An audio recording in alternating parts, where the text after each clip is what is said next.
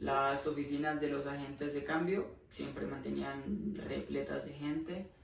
Desde las 10 de la mañana hasta las 3 de la tarde, todas las personas mirando en sí la pizarra de cotizaciones.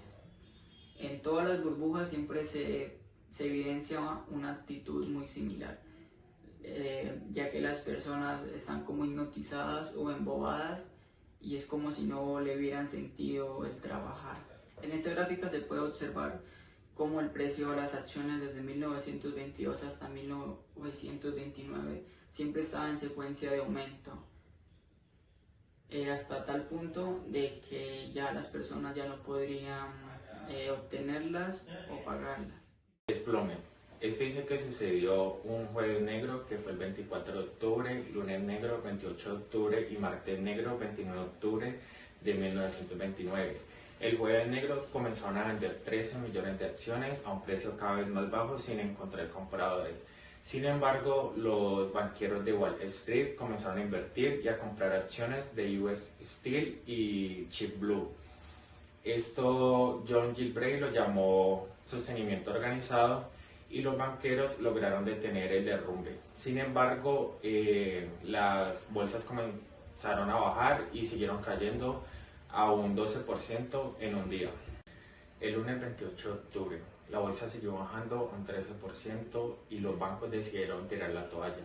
Los banqueros se volvieron a reunir y decidieron que si seguían sosteniendo la bolsa los arruinaría, así que decidieron no hacerlo. Decía que no era función de los banqueros mantener determinados precios ni buscar los beneficios de nadie, sino que estos buscaban adecuar y organizar el mercado entre oferta y demanda que coincideran en torno a ciertos precios. El martes negro, que fue el 29 de octubre, se dice que fue el día más trágico de la bolsa en Nueva York, ya que la bolsa siguió cayendo y perdieron 14 millones de acciones en un día y 30 millones de acciones en una semana, mucho más de lo que Estados Unidos invirtió en la Segunda Guerra Mundial. Se dice que la bolsa siguió cayendo hasta el 8 de julio de 1932. Las consecuencias que dejó el crack financiero de 1929 fueron: la primera y la más inédita fue la que afectó a Wall Street, que la bolsa perdió un 90% de su valor y los trusts el 100%. Estos se desbarajaron como un castillo de naipes y quedaron valiendo absolutamente nada. Y el efecto palanca, que tanto les dio ingresos y dinero, lo dejaron sumidos en deudas y casi nada.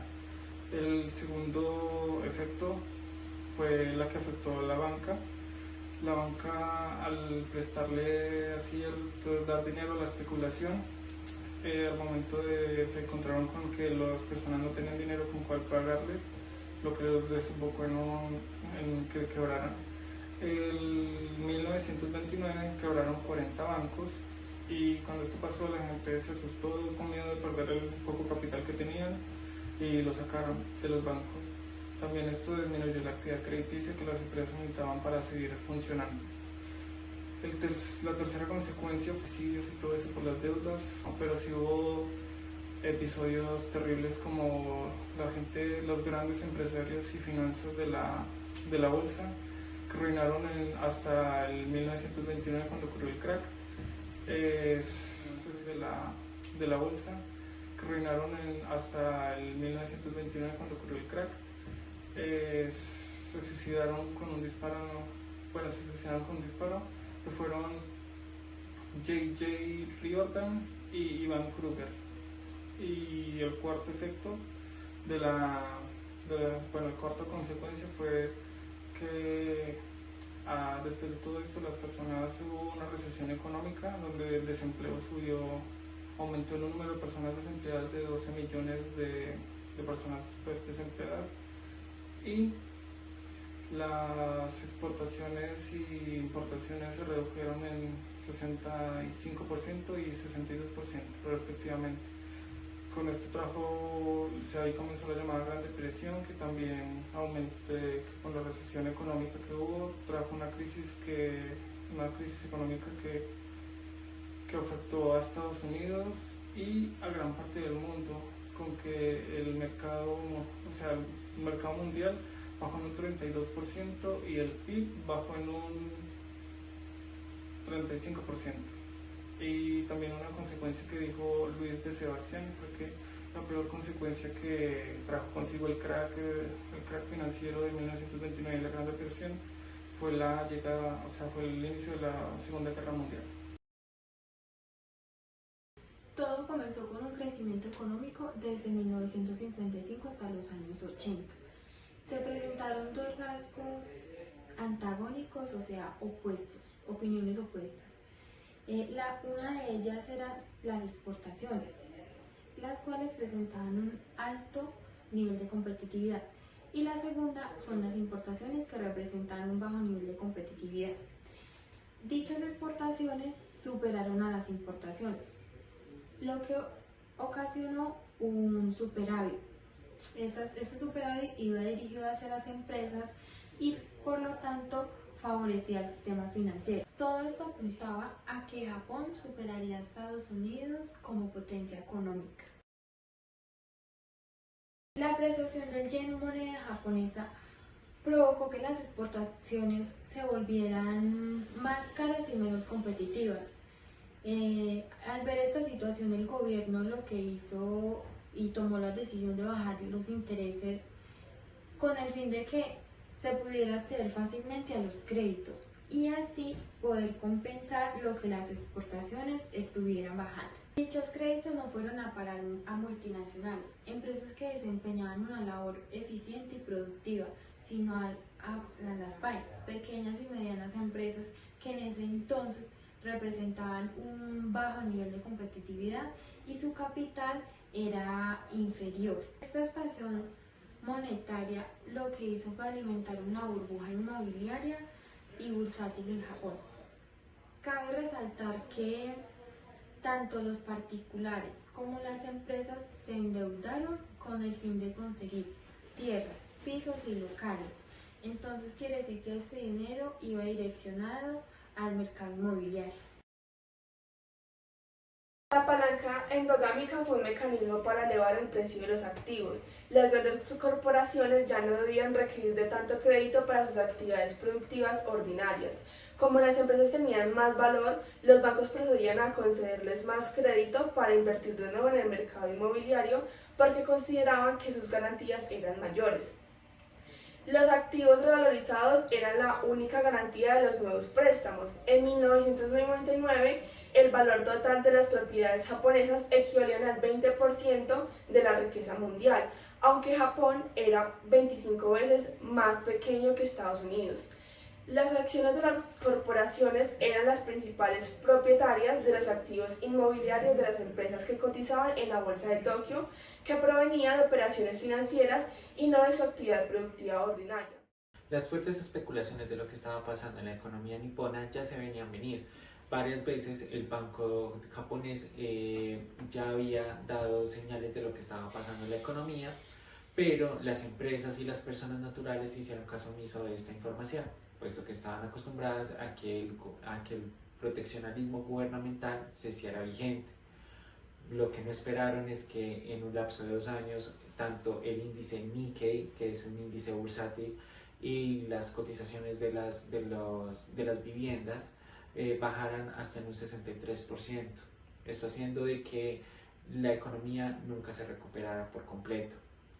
Lo que contrajo esta crisis fue una desaceleración en la economía, un aumento de la tasa de desempleo y penalizaciones en las peticiones de crédito, puesto que se hizo más difícil que las personas pudieran acceder a un crédito para financiarse o poder pagar sus deudas. A esta década se le conoce como la década perdida de Japón. La crisis en los años del 2001 y 2006, en el 2008, el gobierno de Estados Unidos, que no quería intervenir en las políticas de mercado, tuvo que hacer una intervención, ya que el mercado no estaba funcionando de la manera correcta.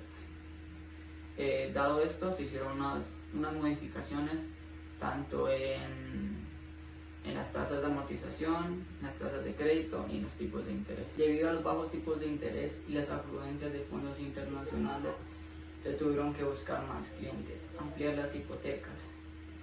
Se pasaron de clientes preferenciales o VIP a más y al ampliarlo se van a encontrar clientes que, por así decirlo, no son pudientes, y estos se vuelven mucho más difíciles de conservar, y al querer venderlo hipotecado es mucho más difícil recuperar los recursos. Todo esto debido al sistema de crédito fácil, que ayudó a la apertura de la economía, pero cuando la hipoteca llegó a estos clientes no tuvieron la capacidad de devolver los recursos, y esto hace de que sea mucho más difícil recuperar lo invertido. Mr. Mortage le dice a George que nunca son números rojos, por tal motivo le ofrece una hipoteca y una vivienda de $100,000, pero George le dice que no tiene dinero para la entrada, y Mr. Mortage le ofrece y le dice que le presta todo el dinero. Le dice que la vivienda que él va a adquirir o va a comprar por $100,000 en un año va a estar valorizada en $150,000. Aquí comienza como la burbuja inmobiliaria. Las hipotecas subprime. Estas hipotecas se le ofrecían a personas que no cumplían con los requisitos para la concesión de préstamos hipotecarios, al igual pues que cumplían o buscaban la garantía de la vivienda. Los bancos comenzaron a hacer préstamos de alto riesgo con intereses muy bajos y ofrecían un tiempo de 40 años, y pues normalmente el periodo era de 20 años.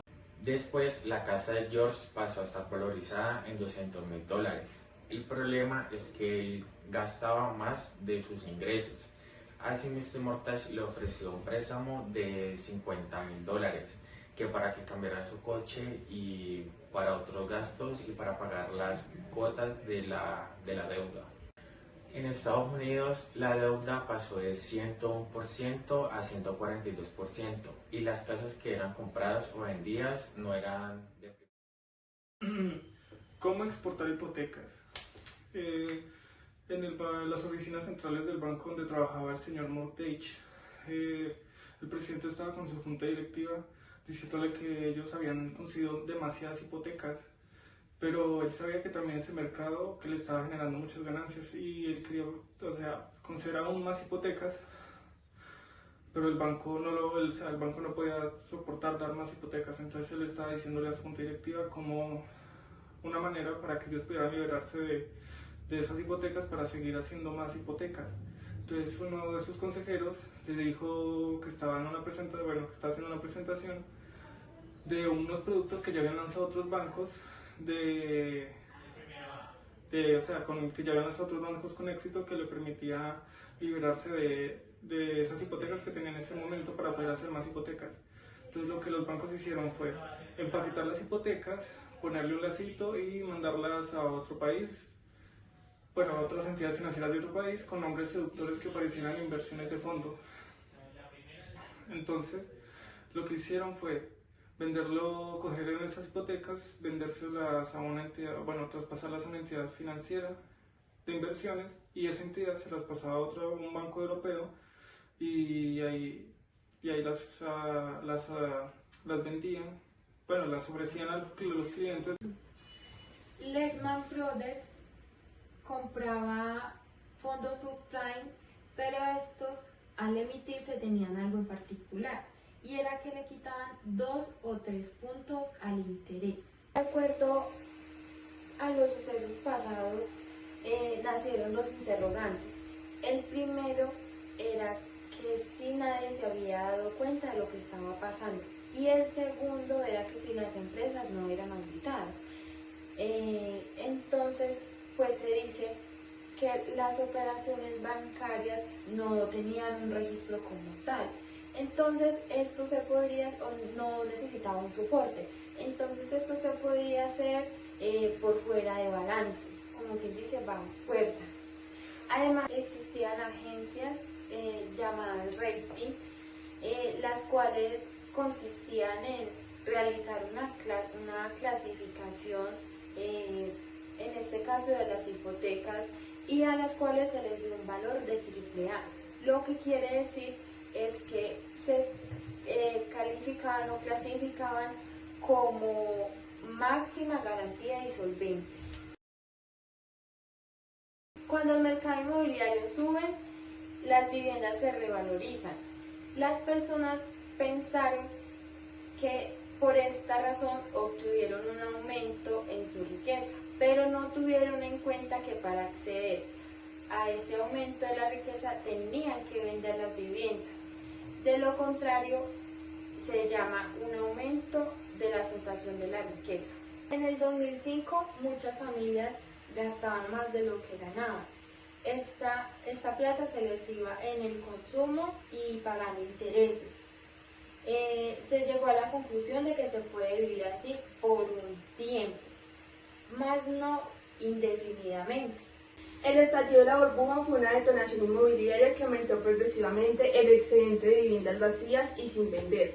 En 2007, los precios comenzaron a bajar progresivamente hasta llegar al punto en que las casas vendidas valían menos que las hipotecas. Por ejemplo, en la casa de George se podía evidenciar que costaba $190.000, pero él le debía al banco $250.000. Él, tras analizar esa situación y descubrir que no tenía cómo pagar esta deuda, decide dejar su casa en hipoteca. Y esto es posible, ya que si a él le embargan la casa, él queda libre de su deuda total, sin importar lo que el banco pueda cobrar por esta casa, si sea más o sea menos de la deuda que él tenía con el banco. En pocos meses, los jardines de las casas estadounidenses se empezaron a llenar de letreros donde se evidenciaba que esta casa era vendida. Entonces es donde se puede analizar que los precios se derrumbaron y luego ya no habían compradores. La consecuencia de esta crisis ha sido tan devastadora para el sistema financiero internacional. El problema con los subprime fue que durante varios meses no se sabía qué bancos estaban contaminados y cuáles no. Esta crisis financiera se propagó por todo el mundo, tanto que organismos internacionales como el Fondo Monetario Internacional se mostraron demasiado preocupados por esta situación.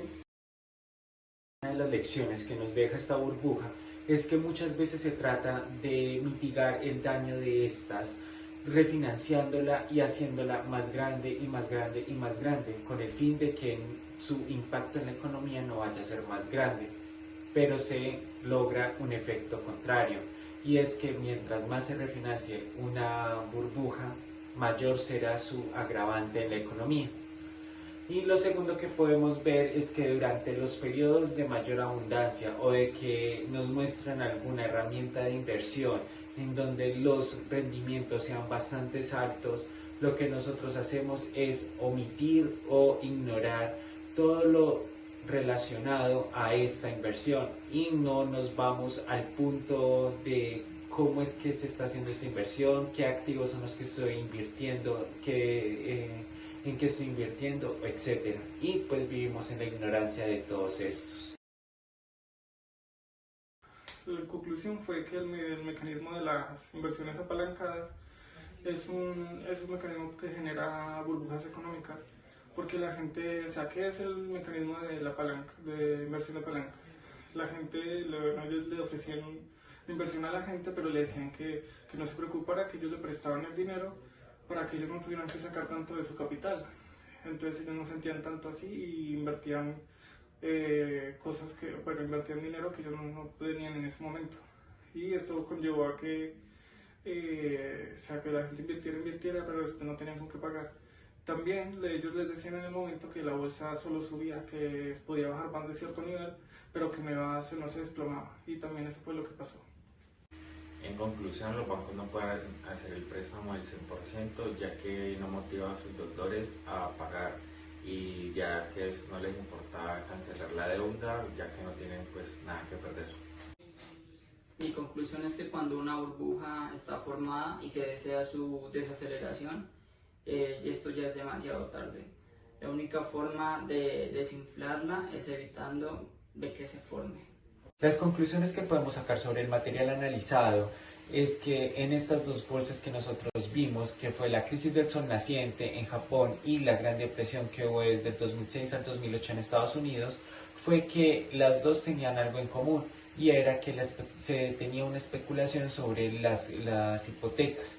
En Japón esto fue ocasionado gracias a un aumento en el precio de las viviendas que se volvió insostenible y pues era evidente su caída. Y pues ya en Estados Unidos fue algo más sucio, puesto que esto ya estaba acompañado con unos bonos basura y también sobre mucha corrupción. Pues esto hizo que también la bolsa cayera y que afectara esto a nivel mundial.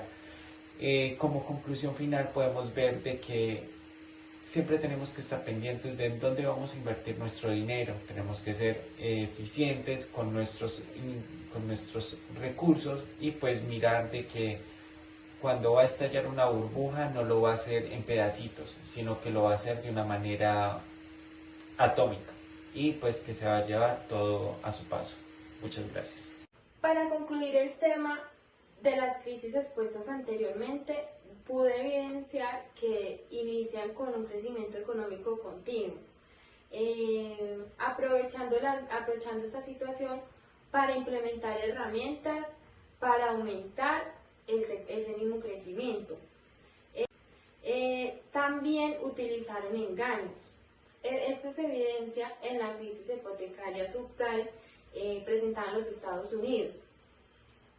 Lo que trajo como consecuencia fue el desempleo, empresas en quiebra, la crisis económica del país también se vio muy afectada, y personas endeudadas, las cuales impactaron la economía de los países de manera significativa. La crisis de las hipotecas subprime fue una crisis financiera por desconfianza crediticia que se extendió inicialmente por los mercados financieros de Estados Unidos y por la alarma que puso en el punto de mira a las hipotecas de Europa desde el año 2007, evidenciándose al siguiente año con la crisis financiera de 2008.